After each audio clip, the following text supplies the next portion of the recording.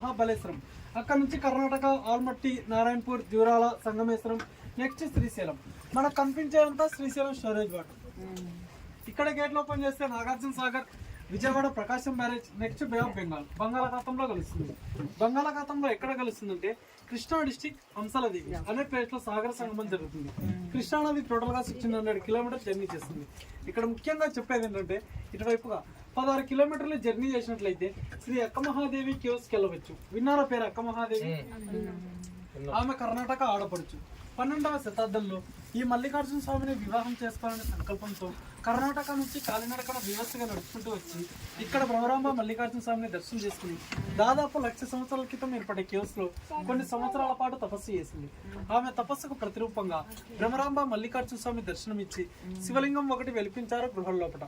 శ్రీశైలంలో ఉండే లింగాన్ని జ్యోతిర్లింగం అంటారు. ఆ కేవ్స్ లో ఉన్న లింగాన్ని స్వయంభులింగం అంటారు.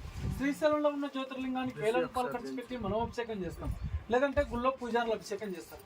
కానీ ఆ కేవ్స్ లో ఉన్న లింగానికి ఎవరో అభిషేకం చేయరు. న్యాచురల్ గా ప్రకృతి సిద్ధంగా ఒక్కో డ్రాప్ లింగం మీద పడుతూ ఉంటుంది. 365 days అభిషేకం జరుగుతూనే ఉంటుంది.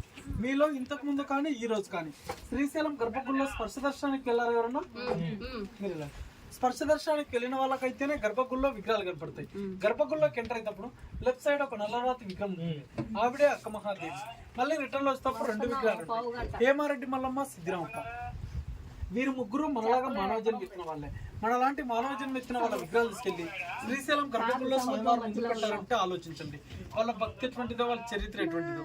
ఇదే Srisailam dam place Srisailam project అంటుంటారు, కానీ దీని ఒరిజినల్ నేమ్ వచ్చేసి నీలం సంజీవరెడ్డి సాగర్. ఆయన ఆంధ్రప్రదేశ్ రాష్ట్ర ముఖ్యమంత్రిగా, రాష్ట్రపతిగా చేశారు. ఈ డ్యామ్ కట్టడానికి ఆయన ఎంతో కృషి చేశారు కాబట్టి ఆ పేరు పెట్టడం జరిగింది. Dam designer Mokshagunda Visvesvaraya. 1963 నుంచి 1983 వరకు 20 years పట్టింది డ్యామ్ కట్టడానికి. రైట్ సైడ్ బ్లూ బిల్డింగ్ కనపడుతుంది చూడండి, అది వచ్చేసి right side power house Andhra Pradesh. అది ఒకసారి జనరేట్ అయిందంటే 770 మెగావాట్స్ కట్టారు.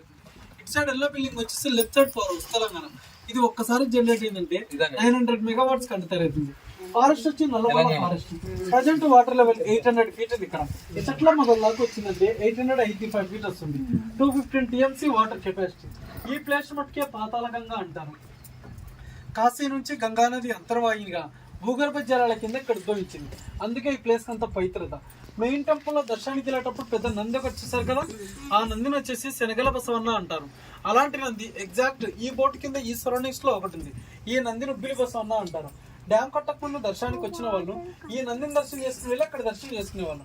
డ్యామ్ కట్టిన తర్వాత వాటర్ తో స్టోరేజ్ ఫుల్ అయింది, వాటర్ లో మునిగిపోయింది. శ్రీశైలంలో మీరు చూడాల్సిన సైట్ సీయింగ్ ప్లేసెస్, అక్కడ కొండ మీద పింక్ కలర్ లో గోపురం కనపడుతుంది. అది వచ్చేసి Chhatrapati Shivaji museum.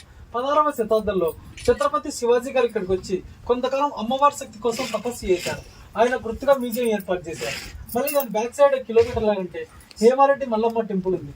Check post దాటిన తర్వాత సాక్షి గణపతి, పాలధార, పంచదార, అటకేశ్వరం, నెక్స్ట్ శిఖరం డ్యామ్. శ్రీశైలం నుంచి 22 కిలోమీటర్ లాంగ్ జర్నీ చూసుకున్నట్లయితే ఇష్టకామేశ్వరి టెంపుల్ అని ఒకటి ఉంది. భారతదేశంలోకి వెళ్ళా ఒకే ఒక టెంపుల్ ఉంది, అది నల్లమల్ల ఫారెస్ట్ లో. అక్కడ విశిష్టత ఏంటంటే వెళ్ళిన ప్రతి భక్తుడు అమ్మవారి నుదురు బొట్టు పెడతారు. మన మానవులకు ఏ విధంగా అయితే నుదురు స్పర్శ తగులుతుందో ఒక రాతికి అమ్మవారికి బొట్టు పెట్టినప్పుడు ఆ విధమైన స్పర్శ అయితే తగులుతుంది. ఎంతటి పవిత్రమైన ప్లేస్ అయితే ఆ విధంగా కలుగుతుందో ఆలోచించండి. మీరు అక్కడికి వెళ్ళాలనుకుంటే శిఖరం దగ్గర టికెట్ తీసుకోవాలి. ఒక్కొక్కరికి 1000 రూపాయలు ఛార్జ్ చేస్తారు. 1 day బిఫోర్ ముందే టికెట్ బుక్ చేసుకోవాలి. మీరు ఇదినే ఉంటారు. ఈ పాతాళంగా స్నానం చేసిన, ఈ నీళ్ళు తలమి చల్లుకున్న చేసిన పాపాలు పోతాయి.